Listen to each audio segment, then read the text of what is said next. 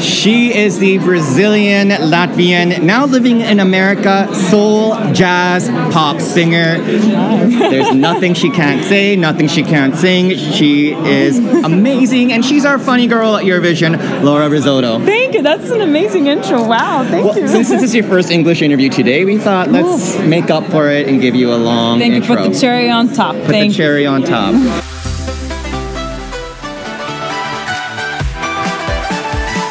Now, you are multilingual. You are speaking Spanish, you speak Portuguese, you speak English, and now you are learning Latvian. Yes, it's been very intense. I love learning different languages, and I grew up in Rio, so Portuguese is my first language, and I lived in America. I still live in America now, so that's why I speak English, and I've been studying Spanish since I was younger, too, in school, and listening to music, and I'm learning Latvian, too. It's very, very hard language, but I'm very different. Yes. Oh, my God. They have nothing in common with any of the other languages I know, but I am Latvian and I'm learning it, and I'm determined to become fluent. You've had quite a long musical journey, even for such a young age. You had an album made in Rio back in, was it 2011 or? Yes, I think so. Or, 2011. Yeah. I have two, and then there's another one, Reason to Stay, in 2014. Yeah. And now I'm on my third one, which instead of a full length album, I'm doing a sequence of EPs that are Precious Stone themed. So it's a collection. Yeah. And the first one is Ruby, red, very pop driven. And then the second one is going to be Amber, which is a Baltic stone. It's going to be an homage to my Baltic roots, and it'll be fun. More bluesy. Funny Girl is a part of Amber, actually. Yeah. I just had to anticipate it. Ruby is more, definitely, like you said, very pop. Yes, so, and there's one song, actually, left from Ruby that I had to put on hold because of, Eurovision. Yeah. But I'm already shooting a music video for it in Paris in April. Yeah. I haven't talked about that yet, so woo. Yeah, I'm shooting it at the end of April, and I'm releasing it after Eurovision. I'm so excited. Now, you mentioned Precious Stone series. We talked about Ruby, which is pop. We talked about Amber, which is like soul jazz, funny girl-esque. Yes, funny girl-esque. What are the other Precious Stones that you have coming up? See, we'll figure it out, because I want the Precious Stone to have a connection with the music that's being created, and since I'm creating still the second EP, I know that one's going to be, who knows what next chapter will be, because the idea of separating it in chapters is to showcase different sides I have as an artist, because as a writer, I do pop, I do blues, I want to do different things. I don't want to have to pick. Right, and you're very involved in the process. And next to the first album, Made in Rio, you've self-released everything else, right? I know, yeah. Independent artist life. It's been really fun. I like being able to, of course, it's a lot of work being independent. And, you think of everything. I choose who the director of the music videos will be. I come up with the concepts and finding the producers and musicians for everything. But it's so gratifying, because then when you create, you're so proud of it. You're just like, oh, I did this. Right. But yeah. Any plans to work with a bigger company, or are you very much keeping with the indie scene? We'll see. I think it depends on what the opportunity is, right? I don't ever want to not be the owner of the art I create.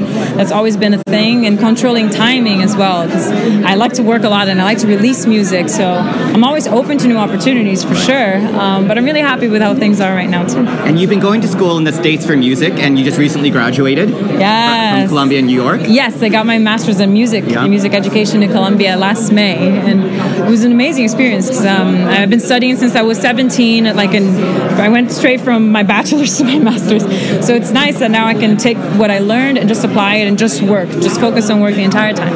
But I also heard something interesting, because you're so multilingual, that you are a language coach for Jennifer Lopez or J-Lo. Yeah. What was that like? It was amazing. I love Jennifer and her work. I've been following her since I was a kid. I mean, we all know Jenny from the blog. Yeah, come on, it's J-Lo. I know. When I got the call, I was just like, okay. It was so funny, because I was actually at a bar on like a Friday night, and then the producer that she was working with had seen one of my shows, and they remembered me. It was so funny, because I got a call, and I was just like, wait, I didn't connect the dots at first. They were like, yeah, we need you to be Jennifer Lopez coach tomorrow. I was like, put the drink down. Okay, I'm listening. But it was amazing, because she was recording a duet with Roberto Carlos, a huge Brazilian artist, and she wanted to sing in Portuguese, so I was her vocal coach for singing in Portuguese, and I worked with her a second time last year as well.